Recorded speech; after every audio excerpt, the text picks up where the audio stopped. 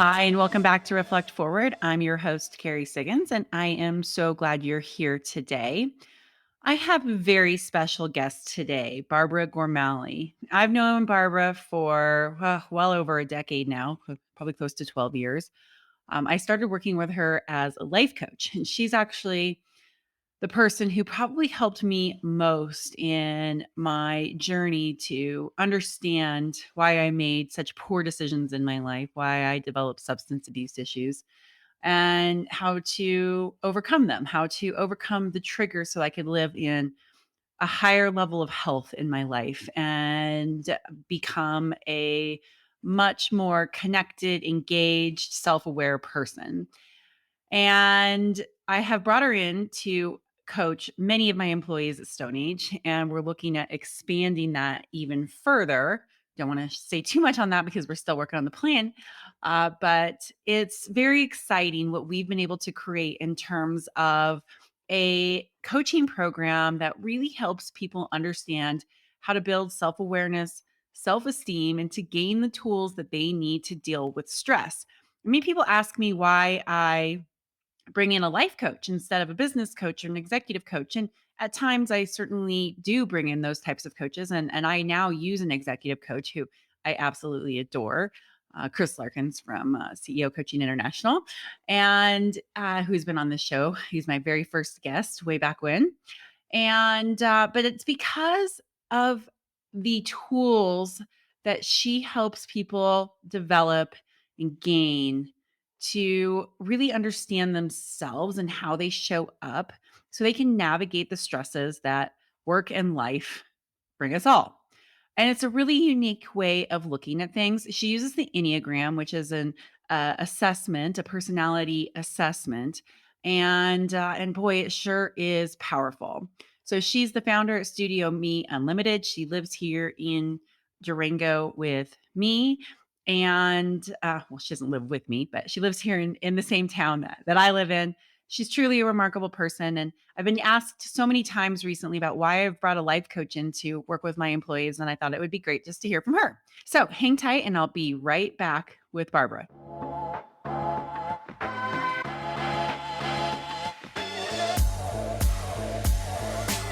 All right, I'm back, everybody, with one of my most favorite people on the planet, Barbara Gormally. Barbara, thank you so much for joining me on the show today.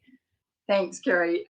I'm so excited to talk with this on this topic with you, and really do a deep dive into this whole idea of growth and how you use this deep coaching to really help people look deep inside and get the best out of themselves. So why don't we start off with that? Why don't you just, from your own words, tell us a little bit about who you are and who you be? Yeah, so that's kind of how Carrie and I got started. We had a meeting at a coffee shop one time, and we were actually off on a different path. And I sort of made this statement to Carrie, and I said, "Well, let's just take a look at who we be while we do this." And that grabbed her attention. We actually started down a different path, but I do work as a life coach, and I use the Enneagram as my main tool. And if any of you listening to us don't know about the Enneagram, you can Google it, do all your own research. You can even go to the Enneagram Institute and take a pretty inexpensive $12 assessment to get some profound information back.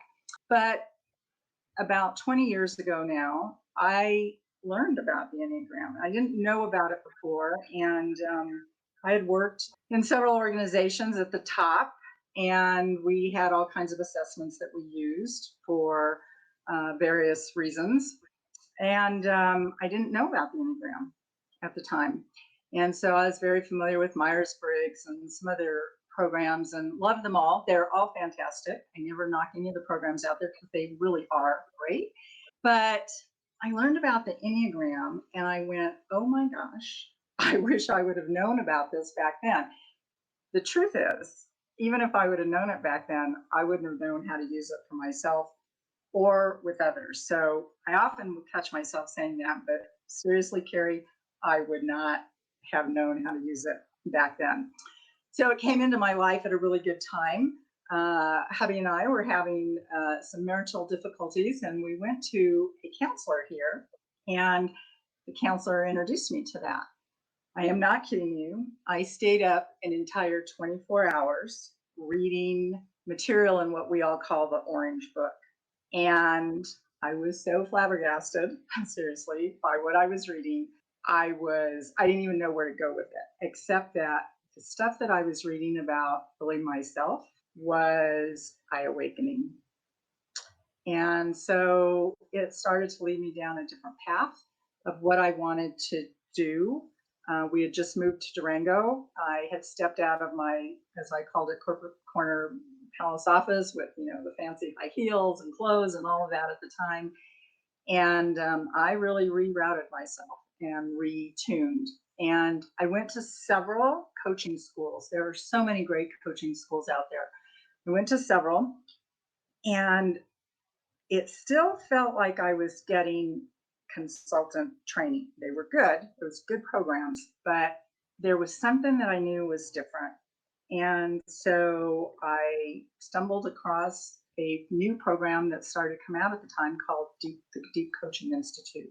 And this program takes a deep dive into using the Enneagram to really explore and learn about ourselves.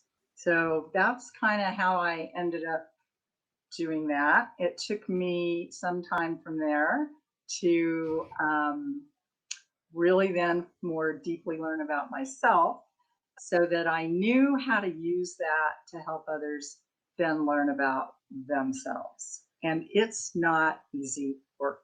This is like, No. yeah, Carrie can tell you this. It's not easy work. No, I hadn't heard of the Enneagram either. Actually, Jerry Zink, one of Stone Age's co-founders, talked to me about it before I had even met you, and told me how it had changed his life and really gave him insight. He's got Asperger's, self-diagnosed. He's in his 70s, so I didn't know anything about that as he was growing up, and when he discovered several things, but also the Enneagram, it was like this whole world opened up to him about understanding who he was and why he made the decisions that he made. He never understood it. So then when I met you, it's like, oh, okay, this is perfect. Like, obviously the universe is telling me something, dig into it. But I really credit the Enneagram and working with you for the dramatic turnaround that I had in my life. I mean, as you know, I was coming off of, quite frankly, being a shit show, severe substance abuse issues, trying to figure out how to become a leader and grappling with the dark parts of myself. And the Enneagram was just such a powerful tool for me because I could see where these triggers were causing me to go into those dark parts of myself, to live in these lower levels of health. And it wasn't that I needed to fix myself, it was I needed to understand where those triggers were coming from, where the thought patterns were coming from, so that I could move into the higher levels of health. And it was so empowering. But really had to get comfortable with the word narcissist, and and need for recognition, because those were all things that I just had such a negative connotation to. And so, yeah, it was tough when we were holding up the mirror, looking at those deepest parts of myself to go, ooh, I don't really like that. Like, how do I get comfortable with, well, that's part of who I am, and doesn't mean that it's good or bad. It's just, okay, this is how it's showing up right now. What am I going to do with it? So it was a really powerful experience. But I have to say that there have been a couple of times when I've been really angry with you. Not with you, Oh, she right? has, But I was girl. like so hard of like, I don't really want to look at this. And you were there showing it. So it's like, okay, don't kill the messenger, but really, really difficult to kind of explore these parts of myself, but so incredibly profound and powerful.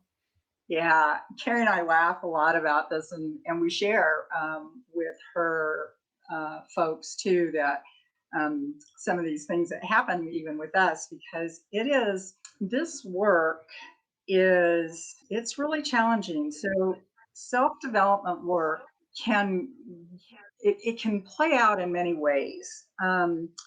Some people out there will, it's hard to have the courage. Let me back up a minute. it's hard to have the courage as a coach to walk alongside a client, um, no matter where they're at. And it's a skill set. It's a really careful skill set that's learned.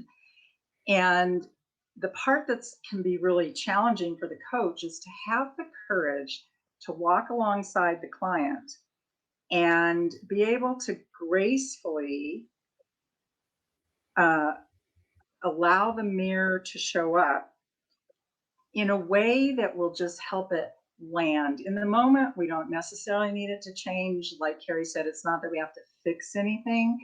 It's about looking to see how come I keep getting the same results that I keep getting in certain cases. I want to give a quick example there of what I mean. Think about yourself. What happens to you when you are under stress and pressure? Or maybe the pressure is leading to the stress. However, that plays out for you. I want you to think about that. So, we all have habited patterns when that happens, every single one of us. If we understand those habited patterns, we can very consciously make sure that we are not going to step into wrong use habited patterns in those moments of the stress and the pressure of where we would normally go. So think about people you know, of course, yourself, and you could just about predict what they're going to do when they are pressured and when they're stressed, right? It's predictable.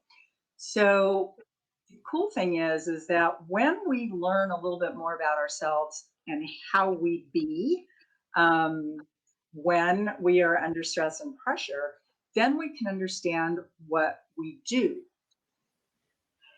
And then we can make conscious shifts to what we're doing if we need to or if we choose to.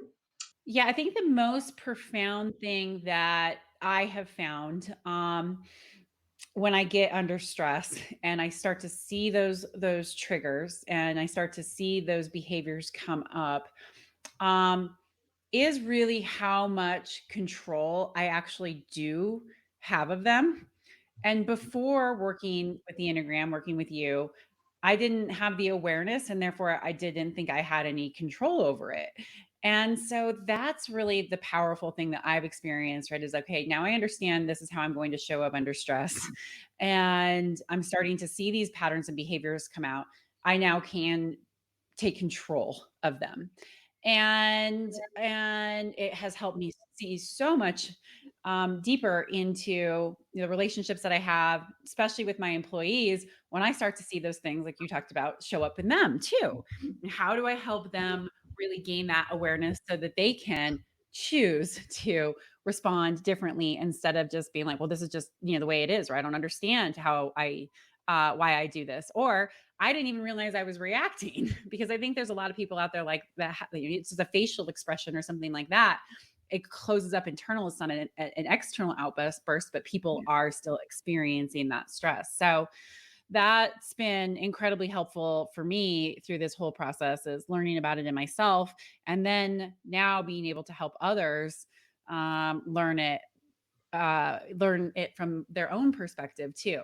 And I think that's what's really powerful about this and where I want to go with this next is because I think a lot of companies, a lot of people are right now like, okay, what is the first of all, what is the difference between the Enneagram and Myers-Briggs and DISC? And why would I use that in my business? Because I've talked about several times on this show.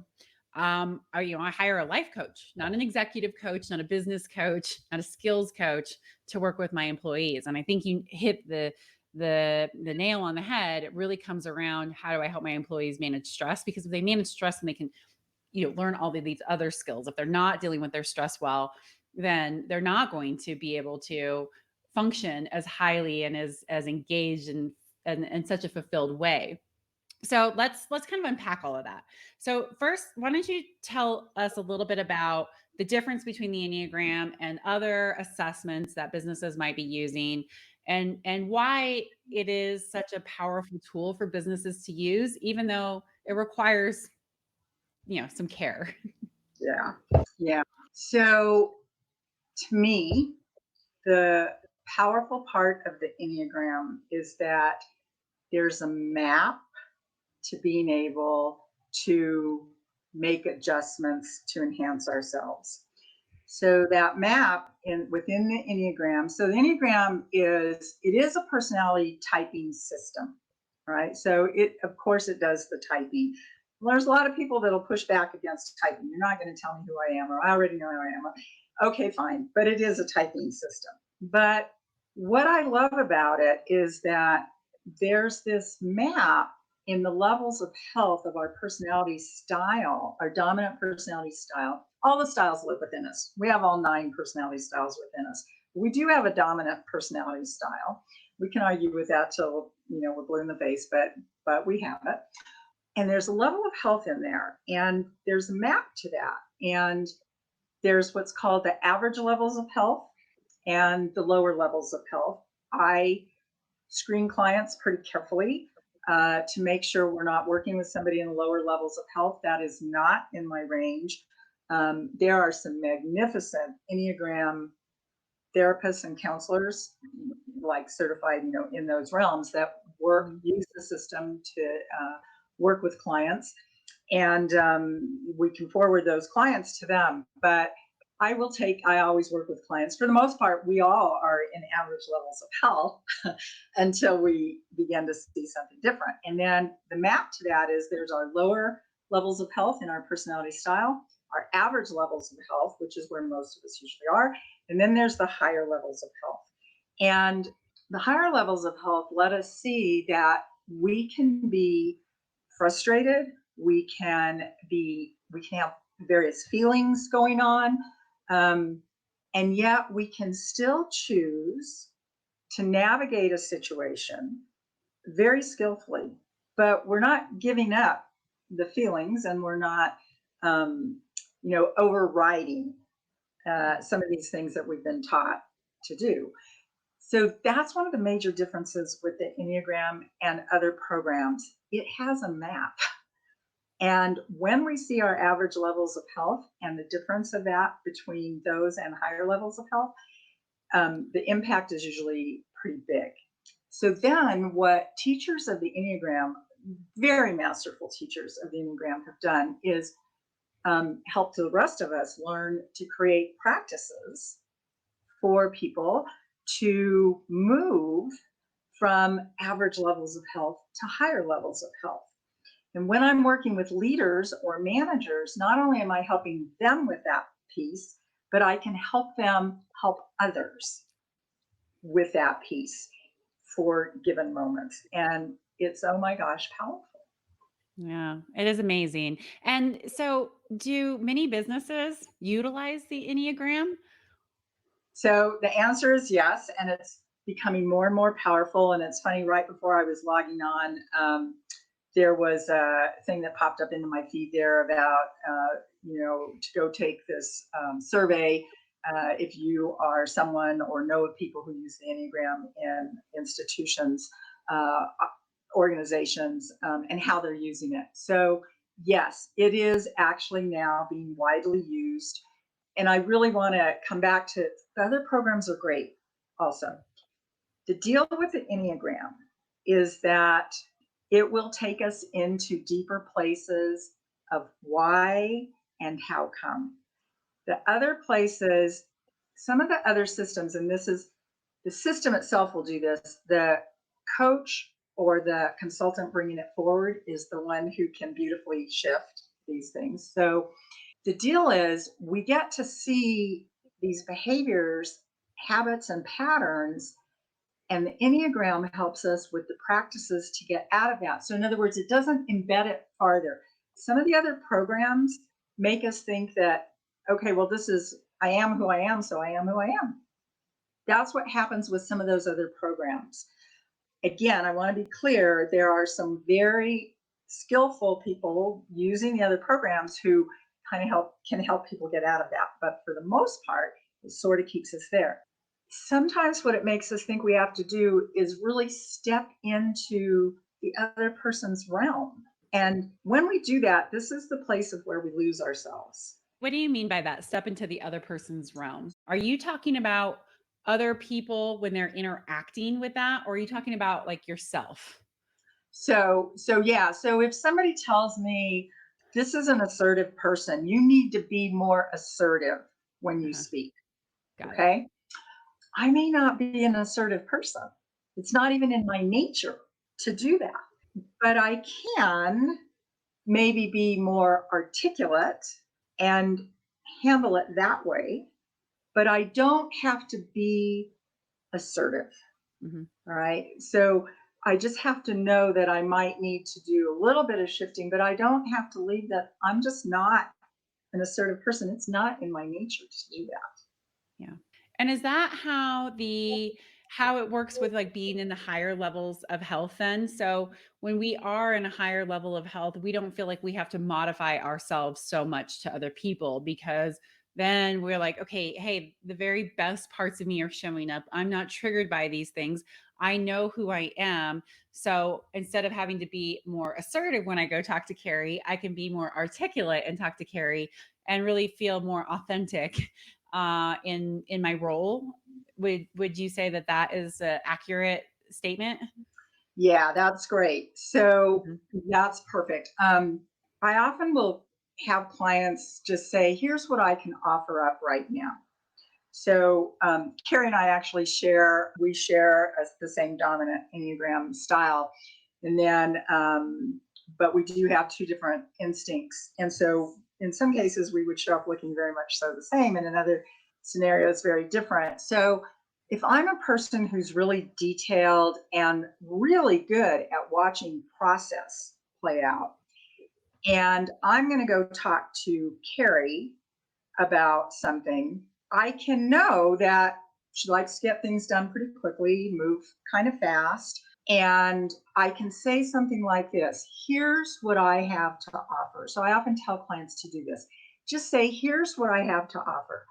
What I have to offer is the process that goes with this and the detail. If you want that piece, I'm here to offer that up. Okay. Now we have a different way that a conversation can play out.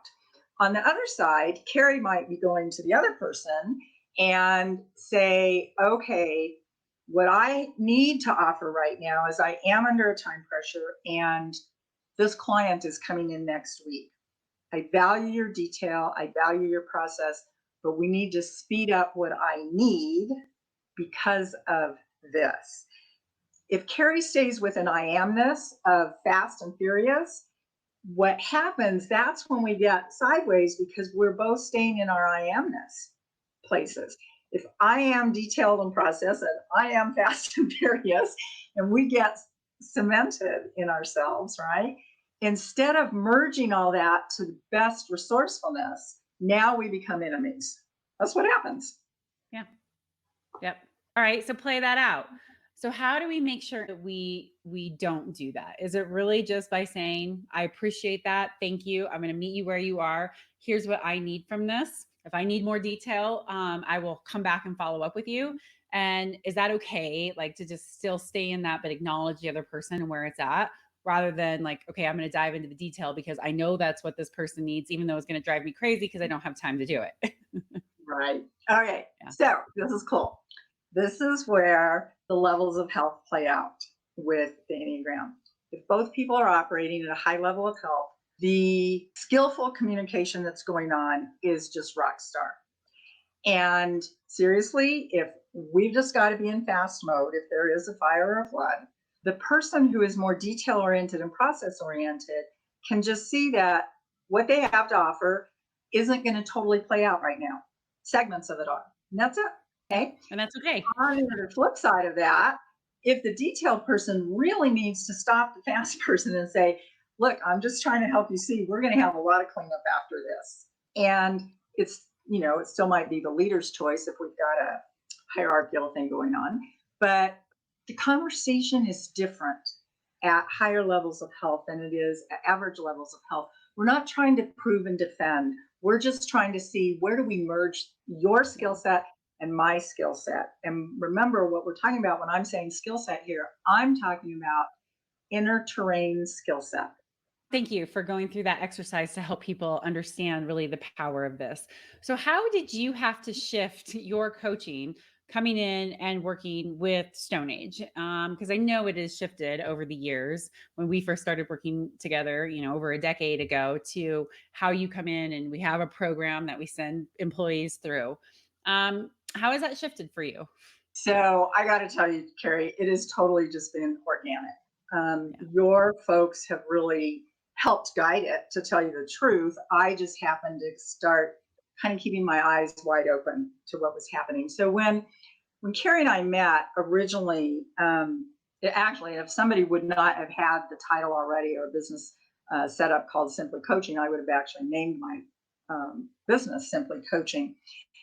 At that time, I was doing what I called Simply Coaching, and I didn't really have, well, I always use the Enneagram either directly or indirectly in my work.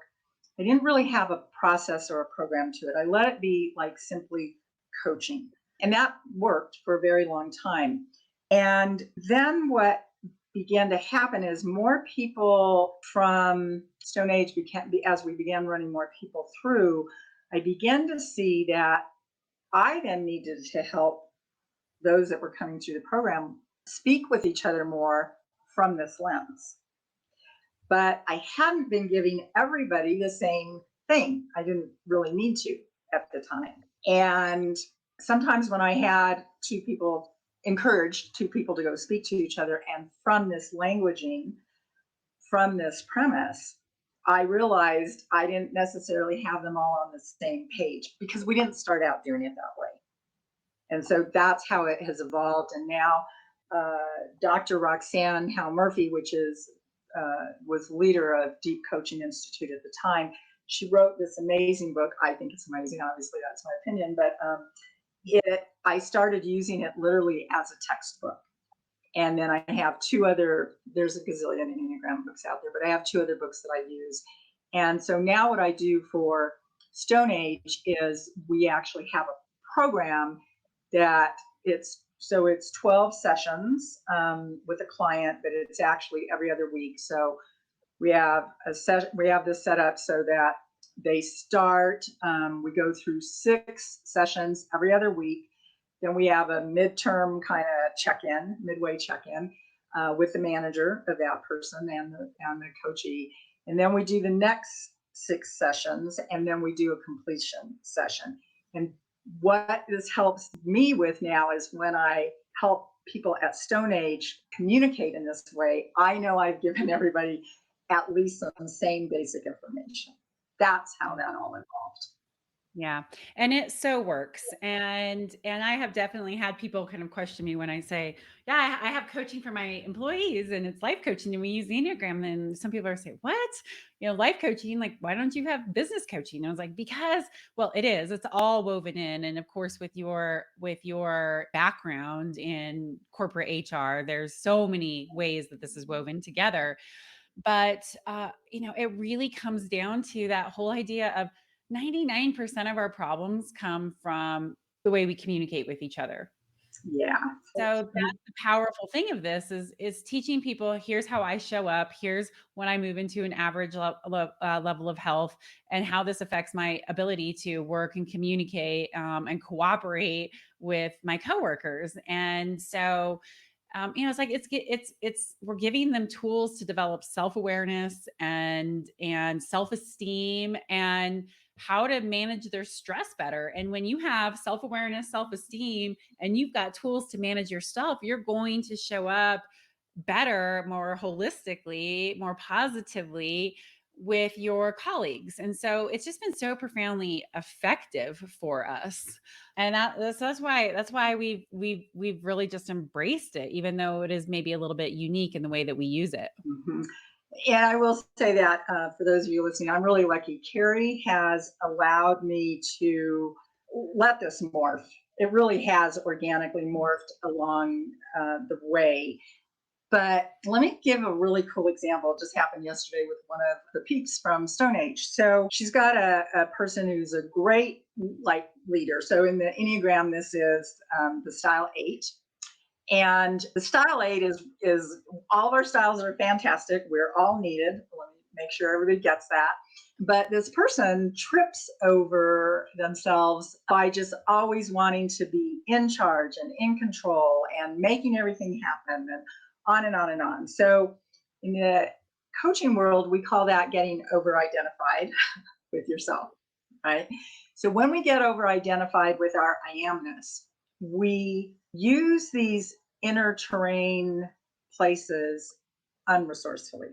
So the exercise to let you all see how this can play out, the exercise for this person is to begin riding in the back seat of the car when hubby or son or a friend or anybody else drives. So this is kind of for those of you that know the movie Driving Miss Daisy. So this person has to ride in the back seat of the car for at least a month or at least 30 times and watch what happens, to self-observe. So of course, what is this person going to want to do, Carrie? This 8 in the back of the car. Yeah, take control, drive. Be a Yeah, backseat driver. Let me just exactly. drive. Exactly. Be the backseat driver. So the practice with this is certainly to have some fun with it and great doses of humility, because Mhm. this client is going to see that they have this great talent and skill about them, but it's being misused. It's getting overused. And then after they do that, then they get to ride in the passenger side for the next 30 days. But again, trying to stay quiet. So the practice is going to be, can you ride in the back seat of the car to wherever the heck you're going, to and from? And then can you ride in the passenger side and not say a word? And so it will be a practice for this person who is a style 8 in the Enneagram to understand how to really sit back and observe and watch things play out before always being in charge. Because what is happening is the being in charge place is creating some cleanup afterwards when it didn't need to happen. Yeah. What just for everybody to listen, what is the name of an 8 so everybody So understands? the 8 referred to in the Enneagram is the boss. And this is the person who, this is the person who's the lead jet fighter pilot. We need those people. Okay, we need them. But not everything is necessary with those skills. When they're needed, they're needed. But when they're not, that person, if they're in a higher level of health, can sit in the back seat of the car and let their team do what their team can do. That's the deal here. This person needs to learn that really, for the most part, the team is handling stuff, and they actually need to have some whoopses to learn, right? She keeps trying to protect from that. They've got to keep having these whoopses. If they don't learn, they're going to keep whoopsing. So, what should businesses do if they want to start incorporating the Enneagram and this kind of coaching or consulting into their business? How do they get started? What would your recommendations be?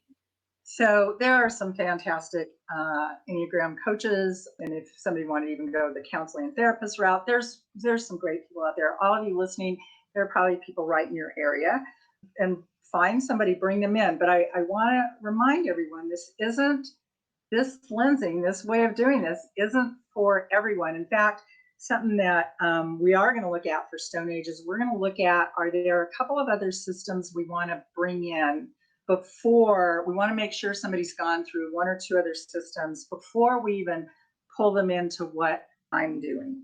But there are some great Enneagram folks out there. People you can just get on the main Enneagram Institute website and find folks. You can get on the Deep Coaching Institute website and find people. Sorry, but Carrie has me booked. so there's lots of ways to do it. But I do want to say, if you're the leader out there thinking about this, here's what I would encourage you to do. Do this first yourself with an Enneagram coach, and then bring it in so that you can understand what's going to happen and what's required. And I guess I'll kind of default to Carrie. I don't know. What do you think about that, Carrie? Oh, totally agree. I would not have even got it if I wouldn't have gone through it myself. Mhm. But it's hard work, and you should absolutely know what your employees are going to go through if you do offer them the opportunity to go through Enneagram coaching, deep coaching, because it is hard work. You have to look at all kinds of parts of yourself that might make you feel uncomfortable. And it's so powerful when you can start to see it, and even as we talk about, laugh at it. Oh, there it comes again. Like that's where the real work comes in, and the real goodness comes in. But yeah, I agree.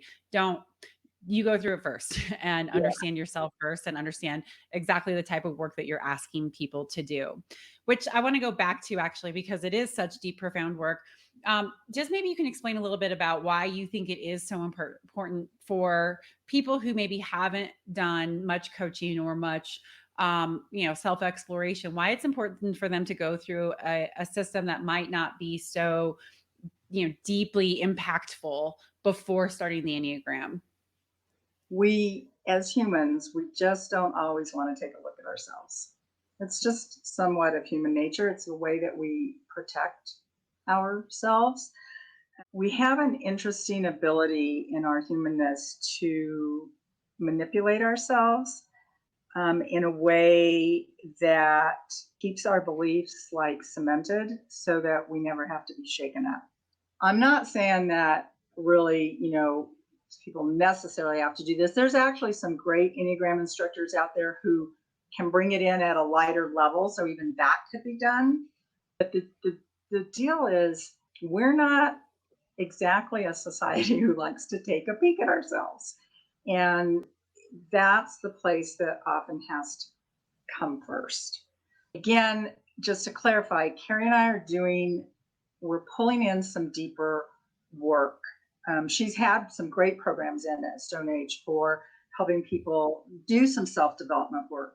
And then this piece has just taken us deeper, and that's usually with those who either have wanted it or that we knew could then further their rock starriness, if you will, to a different place because she wants those peeps to stick around and she needs them for some upcoming places. Yeah. So it's really about how are you as a leader about role modeling to your folks that self development is really important. Yeah, that is the name of this game, and I have seen remarkable things happen with people to change their lives, to turn, almost exiting the company. Like, I mean, I've told a couple of people, like, I want you here. I think you're amazing. I think you have so much potential, but boy, this is not going to work. So you got to go do this 6 months of coaching, and some people have fully embraced it. Some people were like, well, we'll see.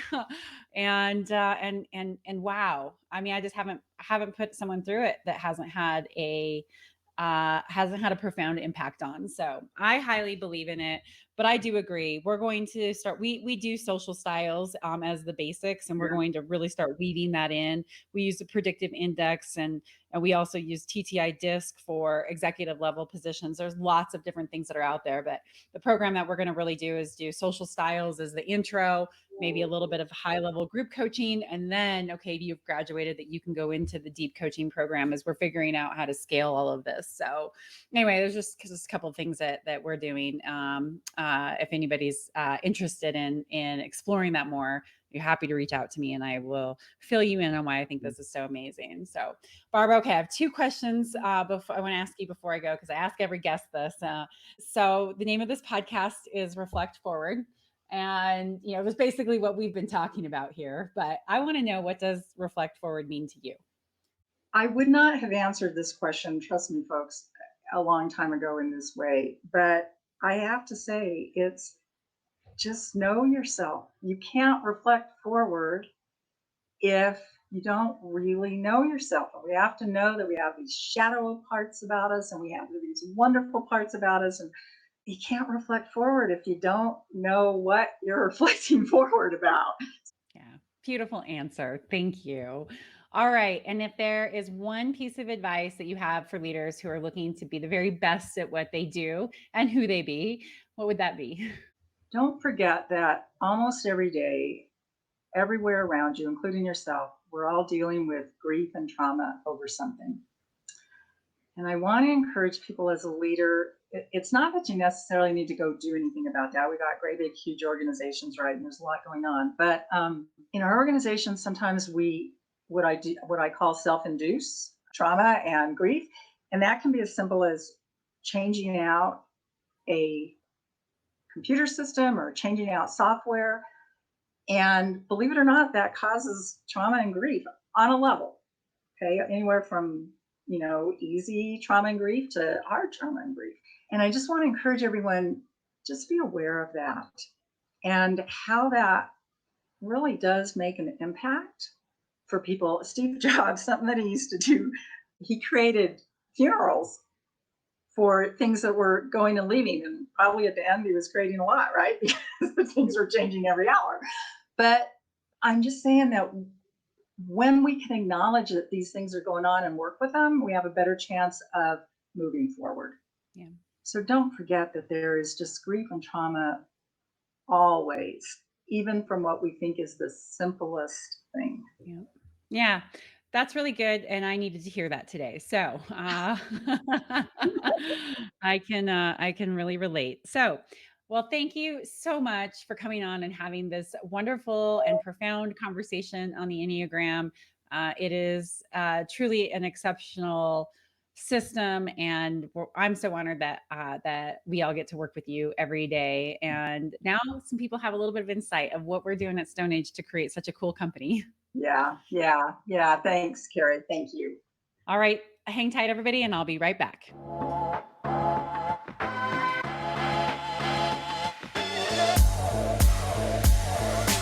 Okay, I hope you enjoyed that interview. She's so much fun, so insightful. And if you're interested in the Enneagram or in this type of coaching, I am happy to chat with you about it. You can reach out to me on LinkedIn. You can find me there at Carrie Siggins, or you can email me at carrie@carriesiggins.com. And I'm happy to schedule a time to chat with you about this because it is such a powerful tool and I am such a believer in it. I think it can change your organization or your life if you just want to start working with somebody like this. All right, take care. I look forward to hosting you on next week's episode of Reflect Forward. And if you like this podcast, please write a review, like it, share it, subscribe to it, comment on it. It always helps with the algorithms. Thanks so much. Have a great day.